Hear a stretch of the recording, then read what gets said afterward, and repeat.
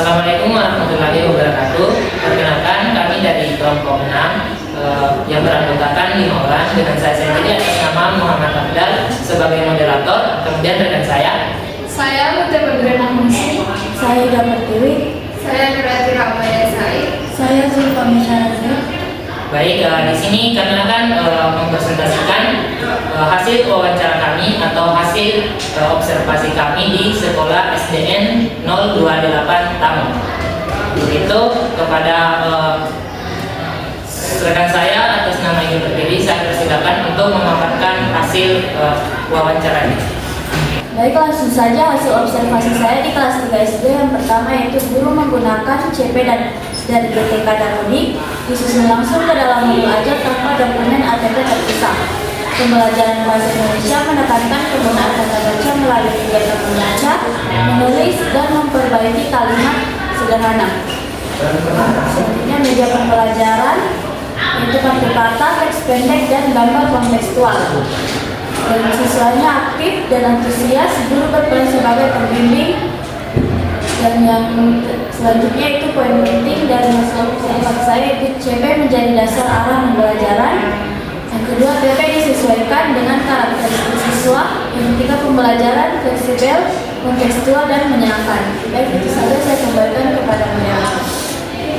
Baik, selanjutnya adalah pada fase A di kelas 1 SD. Pada hasil observasi saya, siswa berada pada tahap awal literasi dan numerasi dengan kemampuan beragam. Guru menyesuaikan pembelajaran menggunakan permainan, lagu, dan ice breaking agar siswa fokus. Kemudian CP dan ATP disusun berdasarkan kemampuan nyata siswa. Tidak hanya menyamping dari dokumen resmi, pembelajaran bersifat fleksibel dan berpusat pada siswa. Poin pentingnya adalah diferensiasi sesuai kemampuan siswa. Yang kedua adalah kegiatan belajar dibuat menyenangkan dan kontekstual. Kemudian CP dan ATP itu disusun adaptif terhadap kondisi kelas. Baik, hasil wawancara saya di kelas 4 SD yaitu proses penyusunan dimulai dari CP, ATP, sampai PP. Setiap CP memiliki struktur materi tersendiri dan dapat dijabarkan menjadi beberapa tujuan pembelajaran atau TP. Guru juga terlibat dalam pendampingan dan pengganti guru utama untuk memahami penerapan kurikulum di lapangan. Poin pentingnya yaitu penyusunan pembelajaran mengikuti alur logis dari CP ke TP. Setiap CP dapat memiliki beberapa tujuan pembelajaran. Kolaborasi dan pendampingan meningkatkan pemahaman penerapan kurikulum merdeka. Sehingga itu saja saya kembalikan kepada moderator. Baik, selanjutnya akan dilanjut oleh rekan saya. Saya persilakan. Dari hasil wawancara saya di fase B kelas 4 SD, inti hasil observasi yaitu penyusunan CP dan ATP dilakukan secara kolaboratif antar guru lintas kelas 1 sampai 4 untuk menjaga kesinambungan antar fase.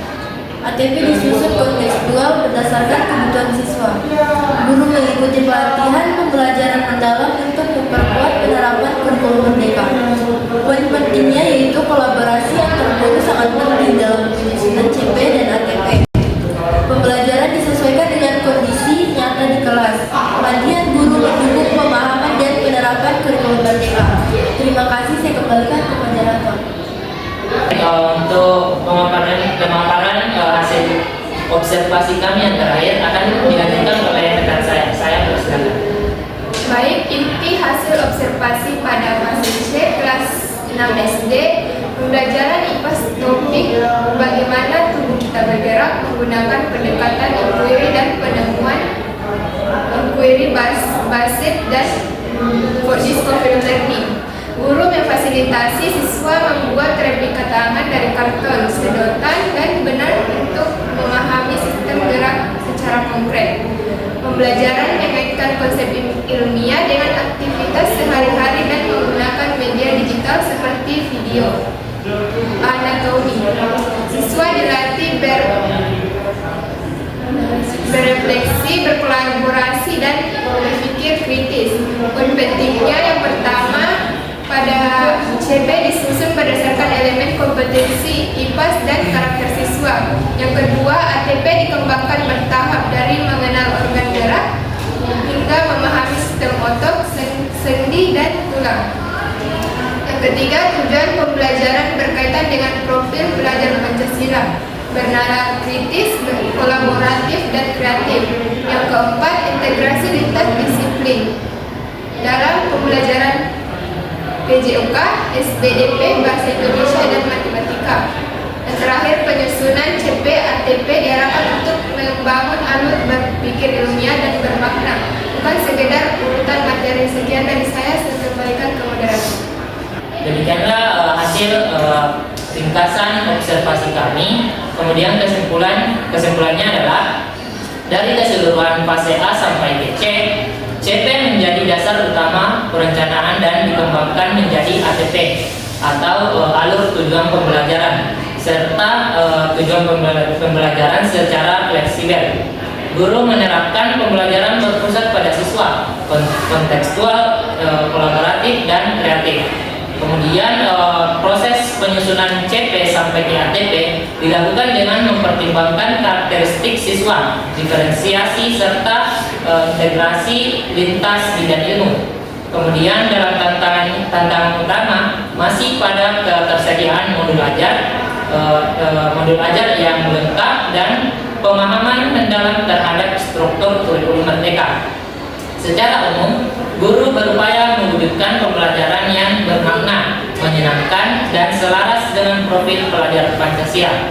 Sekian presentasi dari kelompok kami. Kami akhiri dengan mengucapkan Assalamualaikum warahmatullahi wabarakatuh.